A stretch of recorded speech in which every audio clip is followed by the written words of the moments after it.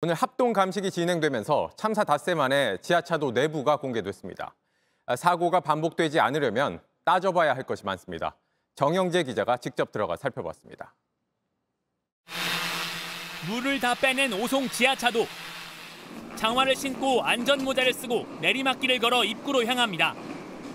터널에 들어서자 가장 먼저 보이는 건 천장 여기저기 걸린 수풀입니다.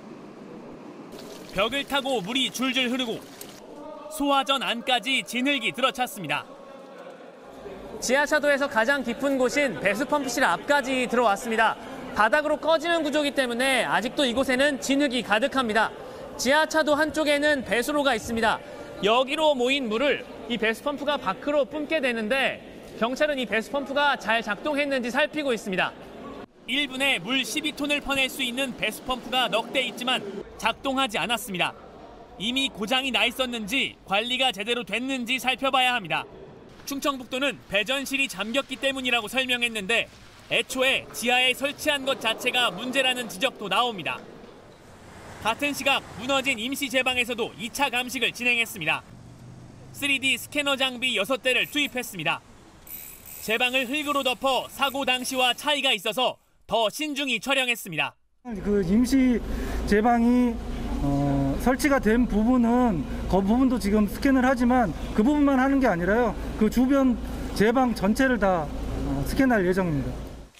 서울경찰청 광역수사대가 도착해 수사본부를 새로 꾸렸습니다.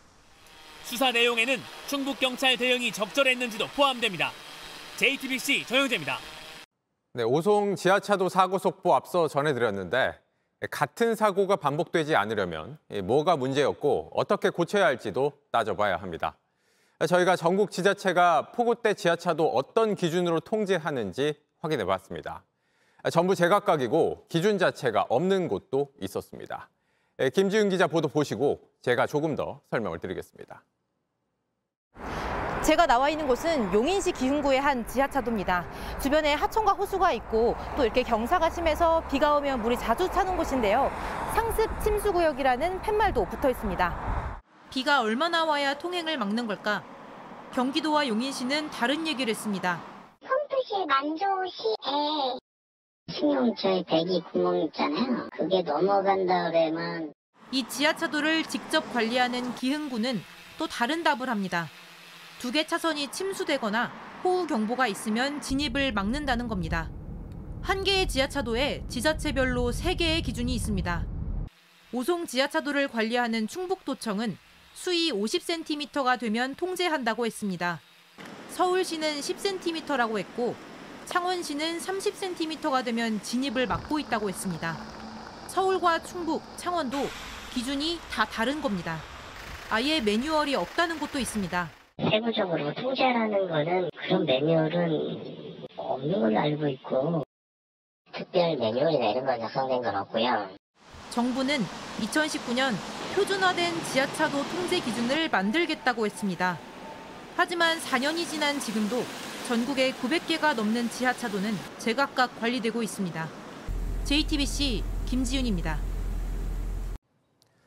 한 주 이슈를 360도 가상현실로 분석하는 이슈 360입니다. 말씀드린 것처럼 지금부터는 14명 희생자가 발생한 오송 지하차도 안으로 들어가서 이것만 있었다면 사고 막지 않았을까 하는 3가지를 짚어보겠습니다. 첫 번째는 제대로 된 매뉴얼입니다. 충북도 매뉴얼대로면 이 지하차도 중앙이 50cm 이상 잠겨야 도로를 통제합니다. 그런데 사고 당일 지하차도에 물이 들어오기 시작한 게 오전 8시 27분이고 정확하진 않지만 이 차량 운행이 어려운, 그러니까 매뉴얼상 50cm 수준으로 물이 차는데 5분 정도가 더 걸렸습니다. 여기서 침수가 시작되기까지 차가 아예 못 가고 사람들이 갇힐 때까지는 얼마나 걸렸냐? 고작 8분이 더 걸렸습니다. 이후에 수만 톤의 물이 쏟아지고 4분 뒤에는 완전히 침수가 됩니다. 물을 얼마나 차나 옆에서 보고 있어도 대응이 어려울 만큼 매뉴얼은 무용지물인 겁니다. 두 번째는 작동하는 배수 펌프입니다. 사고 터널엔 이럴 때 물 빠지라고 배수 펌프가 4개 있었습니다. 그런데 전기 시설이 지하에 있어서 물이 차면 전원이 나가버리는 허술한 설비였습니다. 배수 펌프가 있는 전국 지하차도 절반이 이런 식입니다. 갑자기 물이 들어찰 땐 있으나 마나한 겁니다. 세 번째는 자동 차단 장치입니다. 물 잠기고 불날 위험 있을 때 터널 들어오지 말라고 입구부터 막는 장치입니다.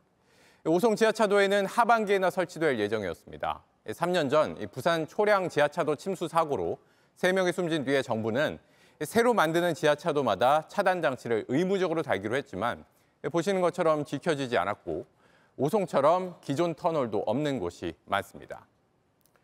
기후변화로 앞으로의 날씨는 50년 전, 30년 전 그동안 겪어왔던 것과 많이 다를 거라고 합니다.